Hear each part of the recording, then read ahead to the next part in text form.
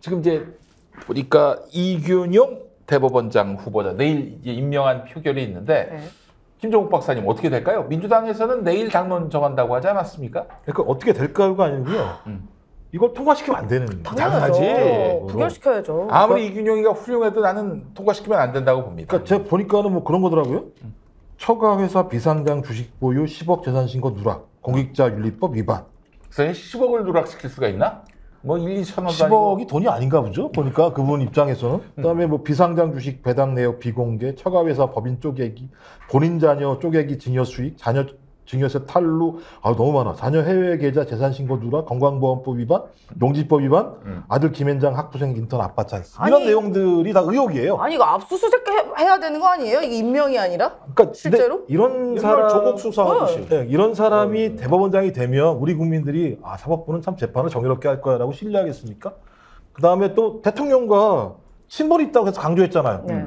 이제 표결한다는 걸 아니까 그때 나중에 가서는 친분이 있는 게 아니라고 말을 바꿨습니다만 상권 분립 원칙에 입각하더라도 대통령과 친분에 있는 사람이 소위 사법부의 수장이 된다고 얘기하면 누가 사법부의 독립성을 인정하겠습니까? 근데 지금 민주당 내가 취재를 해보니까 나 정말 어처구니가 없대. 이균용 대법원장 그 부결 당론은 안 된다. 왜요? 그 이유 중에 하나가 더 나쁜 놈이 나올 수가 있다. 부결시키면. 아니, 벌어지지도 않은 일을 가지고 걱정을 해요. 말도 안 되는 얘기를 또 그 얘기는 또 뭐냐면은 이렇게 좀 이렇게 그 굉장히 기스가 많이 난 사람, 스크래치가 많은 사람을 시켜주면은 잘하지 않겠냐 우리한테. 이런 나이브함. 아니 범죄자 수준 아닙니까? 범죄자 수준 있는 사람을 어떻게 이럴 수가 있죠? 근데 그 인간들이 뭔가 좀 착각하고 있는 게 뭐냐면은 국회한테 잘 보이는 게 아니라 윤석열한테 잘 보일 가능성이 더 크지 않을까? 그러니까 지금 민주당 안에 이런 썩어 빠진 수박 놈들이 너무 많아요. 이런 사고를 할 수가 있어? 아니 지금 사실 장관 후보자들 뭐 제가 이렇게 함량 미달이란 말도 저는 이건 되게 고급진 표현이에요. 함량에 대한 함량 미달이 아니라 이건 거의 이제 범죄자 수준, 압수수색 당해야 되는 수준의 이런 보십시오. 뭐 신원식 이분 뭐 이거밖에 생각 안 나. 붕자자 붕자? 그거밖에 생각 안 나. 아니 그 앞권은 저거야. 12.12 쿠데타가 뭐 나라를 구하려고. 아니 쿠데타를 그렇게 얘기하면은 윤석열 정권에 대해서는 나라 구하는 쿠데타 해도 되는 거 아니에요? 그러니까요. 아니 그런데 우리가 장관 후보자는 국회에서 어쨌든 청문회 말고는 할 수 있는 방법이 없잖아. 대통령 임명하면 끝이니까. 그런데 대법원장은 국회에서 부결하면 안 되잖아요. 그러면은 야당의 힘을 보여줘야지 이때. 대통령은 자기 권한 지 맘대로 다 하는데 그것도 과하게 말도 안 되게. 그러면 어떻게 야당이 이렇게 가만히 속수무책으로 당하고만 있습니까? 그러니까 여당이든 대통령실이든 야당 안 무서워하니까 저렇게 막 지르고 다니고 있는 거 아니에요. 어처구니가 없습니다. 제가 이런 민주당 내 그 분위기 어떻게 들으셨습니까? 저는 예를 들면 만약에 지금 김영희 목사님이 말씀하신 내용 자체가 진짜로 흘러나온 내용이 사실이라고 말하면 아니 벌어지지 않을 일을 갖다가 미리 땡겨와서 지금 고민하는 거잖아요. 더 나쁜 놈이 될지도 몰라.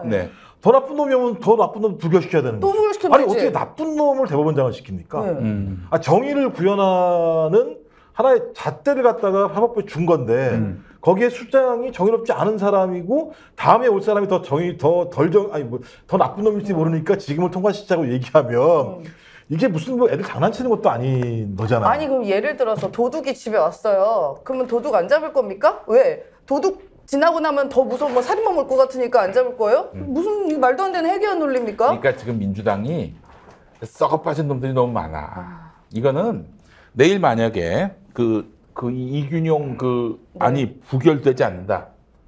그러면 21대 국회는 내일로 문 닫아야 돼요. 이것도 무기명인가요? 그렇죠. 무기명입니다. 인사투표는 다 그래. 인사투표는. 그러니까 핵심적으로 입법부에 대해서 국무총리와 그다음에 대법원장에 대해서 표결권을 줬다는 건 입법이 우위에 있다는 거고 그치. 국민을 국민을 대의해서 이 사람들이 독립적으로 그런 일을 행할 수 있는지 없는지에 대해서 판단하라고 준 거예요. 그럼 입법부는 거기에 맞게 판단을 하면 되는 것이고 인사청문회에서 민주당 그 인사청문회 위원들이 뭐라고 했습니까? 다 부적격이라고 얘기했잖아요. 네. 부적격으로 얘기했으면 부결시키는 게 맞는 거예요. 근데 돌아와서 이러저러한 정무적인 판단을 가지고 한다고 얘기하는 건 이미 이 법 취지에도 어긋나는 행위들을 민주당 스스로 얘기하는 거예요. 그렇지. 전 이 행위는 말이 안 된다. 내일 그 당론으로 정하지 않는다. 그러면 홍익표 원내대표도 이제 더 이상 희망 없는 사람이야. 아니 그 정도 집권으로 못 합니까?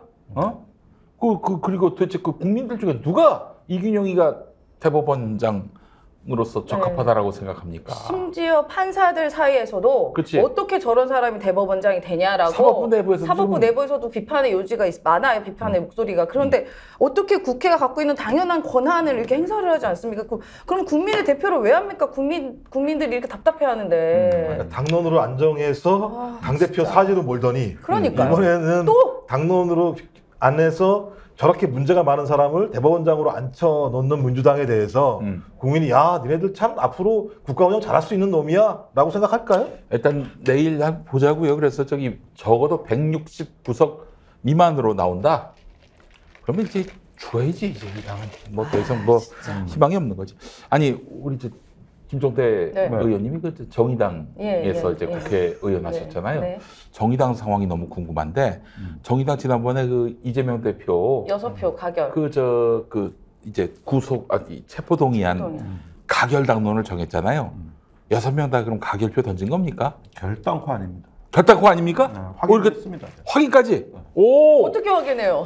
당사자하고 깊은 대화. 뭐 사람이 한 6명밖에 안 되니까 확인 가능하지. 우리는 다 부결한 것처럼 하는데 가결한 사람 맞잖아. 6명을 상수로 계산해보낸 건 큰 실수예요. 팩트 체크를 안 한 거고. 그러니까 다시 말하면 민주당의 이탈자가 더 많다는 겁니다. 그렇죠. 29 플러스 알파인 거죠, 무조건. 자, 그러면 제가 한번 예, 아니요로 답해 주십시오. 류호정, 장혜영은 가결표 던졌다. 근데 이름을 대라 그러면은 나는 그죠. 그거는 이거는 국회법에 대한 도전입니다. 아, 그래요? 네, 그러니까 최소 2명이라는 것까지 내가 밝혀드렸고 나이 많은 쪽이라고 내가 말. 그거 다 말씀하신 거예요. 그래서 류호정, 장혜영은 아니네. 그러니까 구체적 이름만 얘기하지. 알았어. 아, 나이가 많은 2명. 너무 궁금한데요. 예. 대강 알긴 알겠습니다만 너무 궁금해요. 남자가 있습니까? 이러면 다 나오는 것 같은데. 남자가 있어. 남자가 있다고 했어. 예. 아니 저는 모르겠어요. 그냥 제가 뭐 남의 당에 대해서 이렇게 평가하는 게 어떻게 보면 신뢰될 수도 있겠지만 정의당은 맨날 민주당 뭐라 하니까 심지어 지금 아까 방금 차 지나갔잖아요. 강서구청장 차. 본인 정의당이 구호가 뭐냐면 뭐 친명도 아니고 무슨 친윤도 아니고 나는 주민이다. 그 얘기를 굳이 왜 씁니까? 그러니까 남의 당 비판하고 있는 거잖아요. 저기 정의당도. 근데 좋은 말씀하셨는데 그 정의당의 그 어떤 스탠스 오늘 우리는 민주당이나 국민의힘과는 다른 제3의 세력으로서 그 정체성을 가지고 있다. 이 전략은 좋다고 보세요? 그런데 이걸 좀 봐야 되는데 그 전략은 이 민주개혁 세력을 통합할 수 있는 민주당의 리더십이 한 번도 제대로 발휘된 적이 없다. 그 점은. 그러니까 원래 우리가 그 과거에 학생운동할 때부터 이 독재 정권 시절을 쭉 하고 하면은 우리도 비판적 지지를 했죠 당시에. 그렇죠. 네. 그지만은 항상 그럴 때 어떤 문호를 열어주고 야당이 어떤 자기의 그 정통성을 지켜오면서 끊임없이 스스로를 신진대사를 그 외부로부터 받아가면서 이렇게 쭉 해온 오랜 리더십이 있는 거거든요. 근데 어느 날부터인가 이게 다 사라졌다고. 그러니까 굳이 정의당이 아니라 다른 진보 정당이 나온다 하도 앞으로는 분열될 가능성이 매우 큽니다. 그건 왜 그러냐? 우선 민주당이 항상 국민의힘에 한 끗이라도 밀릴까봐 지금 다른 리더십을 발휘할 여유가 없어요. 그러니까 이런 점에서 참 저는 가슴 아프게 생각하는데 사실 민주개혁, 그 다음에 지금 문명사적인 전환을 앞두고 있는 때인데 이럴 때 좀 미래로 갈 수 있는 어떤 큰 하나의 그 빅텐트를 치고 거기에 하나의 엄브렐러 역할을 해줘야 되는 게 원래 중도정당 민주당이었다고. 그리고 스펙트럼을 다양하게 가져가는. 그렇게 해서 그나마 숨 쉴 구멍은 있었죠. 그런데 지금 앞으로는 제가 보기에는 이제 그런 식의 어떤 그 시대적인 남로는 다 사라지고 한 석이라도 더 이러다 보면은 사실은 굳이 정의당이 아니라도 이제는 어렵다. 연대가. 이러면서 정치가 조금 굉장히 어떤 면에서는 좀 약간 퇴행을 했다고 저는 봐요. 어떻게 정의당이 계속 계실 겁니까?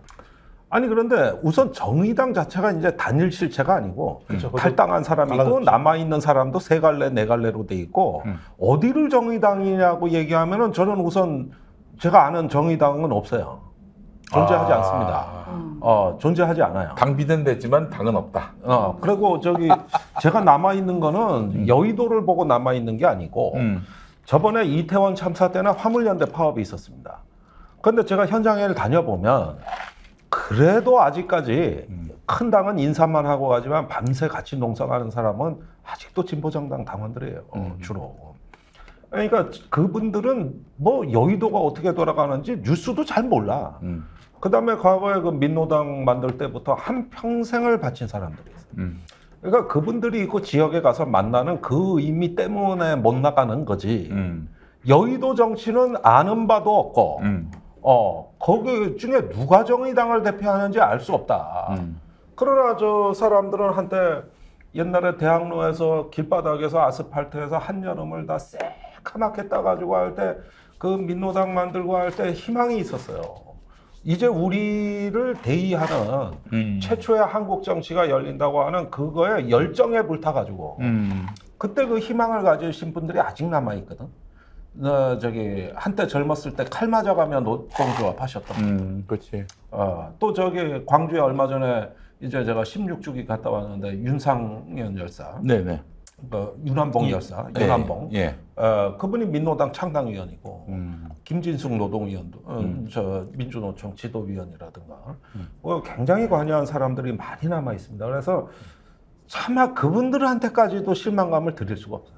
내 입장에서는. 그러니까 뭐 당원들이 잘못한 건 아니죠. 당원들은 뭐 그냥 일반 당원들이 있다 보니까. 근데 지금 문제는 일부 의원들이 문제이고 거기에 실망하지 않겠습니까? 특히나 저는 심상정 의원 어쨌든 오랫동안 대표를 하셨는데 그래도 진보에서 그래도 활약을 하셨던 분인데 지금 그동안에 1년 있었을 일들을 보면 윤석열 대통령도 그렇게 막 세게 얘기도 안 하고요. 오히려 뭐 김건희 편들고 이러지 않았습니까? 저는 그래서 도대체 왜 저럴까? 왜 저렇게 윤석열은 쩔쩔매지? 너무 이상한 거예요. 근데 본인이 뭐가 잘못한 게 많이 있으신 것 같아. 지금 여러 가지로. 아니 그런데 그런 거는 들은 게 있어서 저는 그렇구나. 예단인데 제가 뭐 그분 비서실장도 했고 그런 어떤 사연들은 잘 알죠. 그런데 요즘 거기 당무나 당의 의사결정에 심 대표는 거의 개입 안 합니다.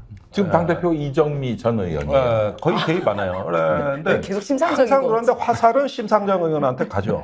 근데 그거는 대선 이후로 저기 정치개혁 특위회는 거의 저기 현실 정책에 관여한 적이 없다고요. 그러나 말은 많이 따라다니죠. 또 이제 화가 난 분들도 많이 있고 그러는데 제가 가끔 만나서 확인을 해봐요. 뭐 들리는 얘기가 있으면 사실인가 확인을 해보고 그러는데 그 심 의원하고 민주당은 위성정당 창당하는 순간 끝났어요. 원래는 심상정 의원 자체가 연합주의자예요, 사실은.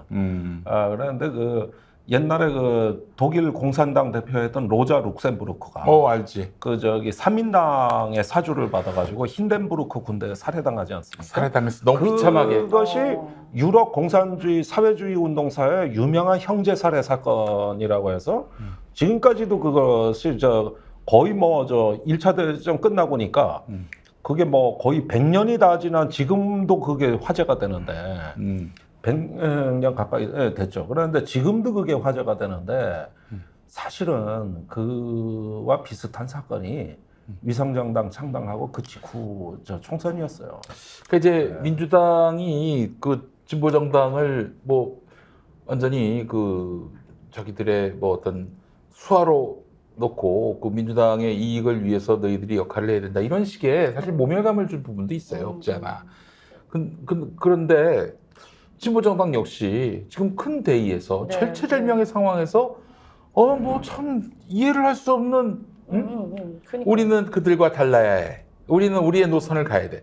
이 고집을 견지하다가 그 진보정당을 돕고 싶은 그런 민주 시민들마저도 등 돌리게 만드는 이런 우를 범하는 거는 참 여러 가지로 참 이해를 할 수가 없는 대목이기도 하고. 그러니까 지금 그럴 수 있을 것 같아요. 그러니까 민주당 이 지난 대선 때 제가 확인한 거는 정의당은 뇌사 상태예요. 뇌사 상태. 네, 그런데 제가 이제 한 1000통 넘게 전화를 돌려봤거든요. 그때 당시. 근데 내가 아는 정의당이 아니에요. 제가 2015년에 입당할 때는 정말 큰 당이었습니다. 대단했죠. 그때가 아주 호감도는 항상 여야 통틀어 정의당이 제일 많이 나왔습니다. 그럼 노회찬 의원도 계셨고. 네, 그때가 지지율은 떨어져도 항상 호감도는 우리가 1등이었어요. 근데 지금 그것마저도 꼴찌거든요. 그런데 그 5분의 4가 나갔다고 보면 돼요. 형식적으로는 반은 나갔지만 남아있는 사람도 의리상 당적은 유지하지만은 당비를 끊는다든가 이제 이런 방법으로 해서 무언의 항의를 하시는 분들이 많아요. 저 재정이 굉장히 어렵다는 거 맞습니까? 네, 뭐 빚이 40억이 넘는. 아이고야. 그러니까 저기 항상 그럴 때 저도 이제 작은 당의 서름을 잘 아는데 국고보조금이 나옵니다. 그러면 어떻게 나누는지 아십니까? 어떻게? 우선 국고보조금의 50%를 양당이 나눠가죠. 그렇죠. 그럼 나머지 50%는 어떻게 하느냐? 이제는 의석수대로 나눠. 그러니까 또 양당이 또 가져가? 그렇지. 두 번 수령하는 거예요. 그 다음에 특수활동비는 어떤지 아십니까? 아예 비교섭 단체는 대상에서 제외시켜요. 그러니까 이게 돈을 이렇게 나눈다는 거는 의석이나 권한도 다 이렇게 나눈다는 뜻이에요. 그러니까 무슨 얘기냐? 이게 보니까 뭔가 진보가 조금 될 만하고 우리가 이제 민심을 닮은 국회, 국민을 닮은 국회 뭐든 만들어서 좀 될 법하면 항상 큰 당이 치고 들어와. 그래가지고 마지막 한 톨까지 다 썰어 먹고 간다고. 그러면 우리는 구경도 못 해본 돈들이야. 그 공중에 붕붕 떠다니는 돈 왜 봉투에 담아오는 그 특수활동비라고. 근데 그건 죄송한데요. 그러니까 예를 들면 방송이나 유튜브나 이 정의당 얘기를 하잖아요. 그러면 PD분들이 인상을 쓰세요. 시청률이 안 나와. 이게 참 중요한 얘기인데도 그러니까 불구하고 이게 제가 꼭 정의당 얘기가 아니라 저는 큰 당에도 있고 작은 당에도 있어봤는데 내가 왜 이 정치가 왜 이렇게 한국 정치가 개판인가 이런 생각을 수도 없이 해봤단 말이에요. 그리고 그 찬란한 민주항쟁이나 촛불혁명을 했는데도 왜 세상이 나아진다는 느낌이 안 들까? 항상 고민은 이거였어요. 그런데 우리가 뭘 하나 어떤 큰 고비를 넘고 또 앞으로 역사가 나가고 할 때는 그에 맞는 옷을 입을 수 있도록 우리 스스로가 정치개혁의 열정과 이 소신을 잃어버리면 한국 정치는 그날부로 죽은 정치가 됩니다. 아이고. 그걸 가지고 자꾸 이렇게 가야 되는데 이게 될 법하면 이렇게 무너지고 제가 20년 동안 봤어요. 20년 동안. 그러니까 지금 저 윤석열 정치가 어떤 정치냐? 그 뭐 여러 사람들, 특히 비판하는 사람들 만나는 거 그건 일도 없잖아요. 네. 어디서 이런 듣도 보도 못한 그런 극우 정치를 하나 보면은 방에 누워가지고 유튜브로 보는 거야. 소주 한잔 딱 극우 유튜브 방송. 거기서 모든 진리와 지식이 다 나온다고 생각을 하고 있는 거예요. 네, 맞아요. 그러니까 정말 말도 안 되는 정치를 하는 이유가 아니 대통령 자체가 완전히 확증 편향이 빠져가지고 헤어나오지를 못하는 거예요. 그 전화해서 고맙다 그러잖아요. 그런 얘기 해줘서 연락도 많이 한대요. 고맙다고 얘기하고 누구 유튜버 직접 그 텔레그램으로 또 소통한다는 얘기가 소통도 많이 한다고 하더라고요. 그 김태우의 공천이 그런 맥락이 아닌가라는 얘기도 있습니다.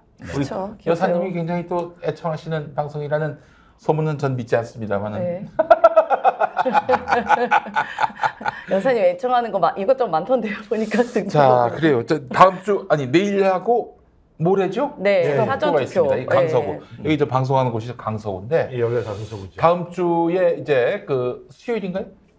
예, 수요일입니다. 수요일에 10월 11일 날이니까요. 수요일. 결과 어떻게 예측하세요?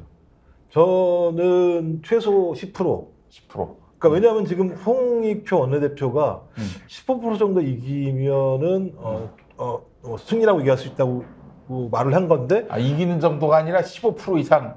아까 그런 얘기 했거든요. 그러면 이제 아주 큰 승리라고 얘기했는데 저는 그 민주연구원에서 돌려요. 여론조사를 갖다가 아마 민주연구원에서 여론조사를 꽤 계속 돌렸을 거예요. 돌리고 온 자료를 보고 평균적으로 적어도 10% 이상의 차이가 나고 대충 보니까 많은 경우는 17, 8% 지난번 강서 3개 국회의원 선거의 평균 득표 차이가 한 17.8% 정도였으니까 이 정도가 왔다 갔다 했을 거예요. 그러니까 그 정도의 자신감을 가지고 40% 정도 투표한다고 치면 15%는 이기지 않을까라고 좀 판단한 것 같아요. 느낌에는.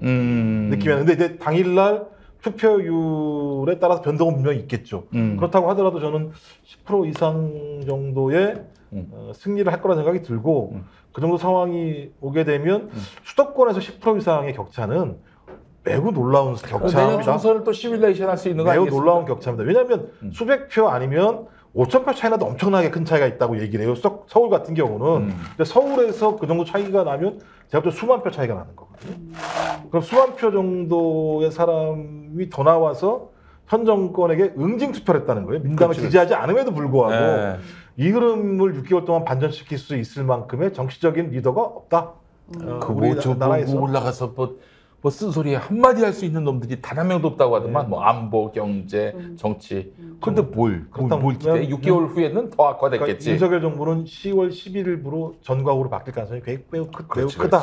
저렇게 생각을 합니다. 우리 임세현 소장님은 어떻게 예측하세요? 저는 어제 현장에 이제 유세 지원도 갔어요. 그래서 이제 유권자들이랑도 많이 만나고 분위기를 파악했는데 일단 분위기는 김태우 쪽은 좀 많이 위축되어 있는 건 맞는 건 맞습니다. 그리고 또 여러 가지 상황이 안 좋은 게 또 이게 너무 명확하게 본인 잘못으로 이루어진 선거고 이 40억 세금 들어간다 이 부분에 대해서 또 강서 구민들이 뭐 도둑놈 아니냐고 뭐 이런 식으로까지 이야기를 하더라고요. 애교로 봐달라고 그러는데. 네, 그래서 강서의 애교쟁이 이제 김태우 후보인데요. 그 애교는 집에서나 부리고 뭐 우리 구민들은 그 애교 받을 마음이 없었습니다. 얼마나 팍팍한데. 네, 그리고 뭐 저는 수치까지는 제가 얘기하기는 조금 그렇고 물론 그래도 낮은 자세로 더 겸손하게 끝까지 이제 선거를 임해야 될 것인데요. 일단 구민들은 아마도 이렇게 안 하려고 했던 분들도 오히려 이제 응징 투표로 나오려는 것도 많고 특히나 저는 김태우 이 후보가 지금 나오는 김행 후보라던가 신원식 후보 뺨 때리고 싶을 것 같아요. 지금 계속 이런 뉴스 나오는 게 다 좋지가 않습니다. 그래서 김행 때문에 열받은 사람, 신원식 때문에 열받은 사람, 유인촌 좀 그나마 상대적으로 괜찮았어요. 그 유인촌이가 그래도 연기를 한 사람이기 때문에 사람들한테 잘 보이는 훈련은 돼 있어. 내용은 없지만 태도 같은 속은 텅텅 비었지만은 머리는 텅텅 비었고 그래도 유인촌이가 그나마 제일 나은 인사야 이번에. 나와 있는 뭐. 근데 본질은 찍지마 XX예요. 그렇죠. 본질은 찍지마 XX이기 때문에 나이가 드셔도 잘 안 변합니다. 그런 예를 들면 본인의 인성 이런 건 잘 안 변하시기 때문에 속지 말자 유인촌 이런 말씀 좀 드리고 싶습니다. 유인촌 사람들이 유인촌의 인격에 반하겠어요. 자, 우리 그 김종대 의원님은 어떻게 보세요? 이번 강서구. 아니 저도 비슷하게 하기 때문에 추가로 분석을 덧붙일 거는 없는데 사실은 모처럼 민주당의 활기가 도는구나. 이게 얼마만이냐. 그러면서 역시 정치는 생물이구나 하는 걸 내 실감을 하고 있고 이 정도 활기는 이걸 민주당이 이제라도 이제는 수박이다 뭐다 이래가지고 지금까지 했는데 진짜 어떤 새로운 리더십을 강화하는 어떤 계기로 좀 활용을 해가지고 내년 총선까지 진군 앞으로 이렇게 할 수 있는 제대로 된 대우를 이번에 이기는 승리를 바탕으로 해가지고 좀 분발하시길 바라고 너무 이제 제가 이번에 6일간 이제 쉬면서 좀 나름 무건수행을 해보니까 깨달음이 좀 몇 가지 생겼는데 그 중에 한 가지는 이거였어요. 이렇게 윤석열하고 저도 참 피곤하게 싸우는데 저 윤석열하고 싸우다가 우리마저 괴물이 되는 게 아니야. 항상 그건 경계해야 된다. 그럼요. 저 괴물과 싸우느라고 나마저 괴물이 되는 거 아닌가. 우리 이러지 않도록 정말 우리가 하고 우리는 자기 중심을 잘 지켜야 된다는 다짐을 하게 되는 거예요. 스픽스처럼 중심을 잘 잡는 언론이 있는가 하면은 우리 민주 진보 진영 안에도 그 가세연 같은 유튜브가 생기는 건 아닌지 스스로 늘 경계하고 돌아봐야 됩니다. 팩트가 우리의 유일한 명분이고 그렇죠. 또 우리를 지켜주는 그런 보호막이다 이런 생각을 갖고 방송을 해야 하는 것이고요. 저희가 이제 전례가 있는 거죠. 그러니까 전두환과 싸우었던 학생운동과 노동운동이 그 시대의 소명으로 싸웠습니다만 말씀하신 그 과정에서 괴물이 되는 사람들이 발생해요. 왜냐하면 적과 싸우기 위해서 여기도 마찬가지 위계 조직을 가져야 되거든요. 학생운동 같은 경우 학생운동, 천대엽 의장님 이러면서 그래서 예를 들면 그 위계를 지키지 않으면 사적으로 폭력을 행사하기도 했었고 따기 이런 건 제가 볼 때 기본적으로 이런 게 있어서 그런 것들을 나름의 이제 90년대 민주화 과정에서 잘 풀어나갔어야 되는데 그렇지 못한 또 부분들이 분명히 있었기 때문에 말씀하신 것처럼 윤석열과 싸우되 누구 위해 싸우는 것이냐. 이건 예를 들면 지금 힘들고 어려운 사람들을 위해서 그렇지. 그들에게 복된 미래를 만들기 위한 어떤 프로그램으로서의 그들을 척결하는 거지 내가 이걸 척결해서 그 자리를 차지하겠다라는 식으로 접근하게 되면 윤석열과 다르게 없는 상황이 되기 때문에 김성대 의원이 말씀하신 것처럼 좀 저도 건강한 방식으로 미래지향적인 방식으로 우리가 전투를 벌여도 전투를 벌여야 된다고 생각을 합니다. 근데 좀 전투 벌이는 사람이라도 좀 더 나왔으면 좋겠는데 누가 지금 그렇게 많이 하고 있어요? 아니 그런데 그것도 제가 드릴 말씀이 있는 게 기다려야 됩니다. 기다려야 된다. 그러니까 앞에서 우리가 외로울 때는 좀 야속한 건 사실이에요. 사실 박근혜 탄핵 때도 처음에 다 소수가 했던 겁니다. 얼마나 박근혜 3년 6개월간 시민단체가 침체돼 있었습니까? 그렇지. 최악이었어요. 그러는 가운데서도 자기 자리를 지키고 준비한 사람들이 있고 언젠가는 우리가 이 어떤 그 세상을 좀 바꿀 때가 온다. 그래서 희망은 어디에 있을까? 이걸 자꾸 고민한 창조적 소수는 있었던 거거든요. 근데 지금 많은 사람이 결합 안 하는 건 사실이에요. 그러지만은 그거를 우리가 탓할 수가 없는 거죠. 대신 더 창의적으로 잘함으로써 그분들이 나오실 이유를 더 만들어드리고 기다려주고 그때까지 그 에너지를 유지하고 보존하는 이것도 중요한 거거든요. 소장님 뒤를 따르겠습니다. 통촉하십시오. 아유 정말 참. 사실은 저는 사실 이제 윤석열이가 검찰이 우리 한국 정치를 집어삼킨 이후에는 정치권이 리셋돼야 된다고 봅니다. 뭐 과거처럼 뭐 무슨 저기 큰 보수 정당, 큰 뭐 민주정당끼리 나누는 이런 그 어떤 패권 중심의 정당이 아니라 가치와 이념으로서 다시 좀 정리가 되고 아울러 누가 더 국민에게 잘 봉사할 수 있을 것인지에 대한 경쟁으로 바뀌어야지. 이건 뭐 진짜 너는 죽여야 될 적이고 나는 살아야 할 절대 진리고 그런 게 어디 있어요, 그런 게. 예? 우리 정치가 좀 바뀌었으면 좋겠습니다. 근데 지금 이 시기에 정치의 새 판짜기는 좀 상당히 어렵죠. 일단 윤석열은 끌어내리고 윤석열은 아니 일단 윤석열 먼저 우리한테 시비 걸잖아요. 국민한테 싸우자고 달겨들고 있지 않습니까? 아니 싸울 때는 결기 있게 단호하게 싸워야죠. 그러나 그 이후에 윤석열 이후 세계도 대안적 세계를 상상할 수 있는 그 능력도 중요한 겁니다. 그게 준비가 안 되면 우리끼리 싸워. 다음에. 그렇죠. 그런 상황이 옵니다. 예. 자, 스픽스에서 제공한 왁자지껄 오늘 순서 마무리하도록 하겠습니다. 저는 이렇게 갑자기 우리 김행 얘기 거의 안 했어요. 이제 김행 얘기. 김행 얘기하면 김행을 보러 가세요 지금. 인사청문회를 보러 가시기 때문에. 저기 김행 청문회를 보는데 내가 새로운 신조어를 개발했습니다. 항마력이란 말 들어보셨습니까? 항마력? 항마력. 항마력. 예. 그 정말 너무 보기 탁살 돋는 막 이런 걸 굳이 봐야 되는 능력, 이 항마력인데 핵마력이. 핵마력이라는 말을 지켜봐야 되는 그런 상황입니다. 예. 자, 여러분 뭐 김행이나 뭐 유인촌이나 신원식이나 뭐 먼지 같은 인간들이죠. 뭐 오늘 근데 오늘 우리 방송 너무 유익했어. 정말 여러분 다시 한번 꼭 들어주시면은 너무 감사하겠습니다. 예.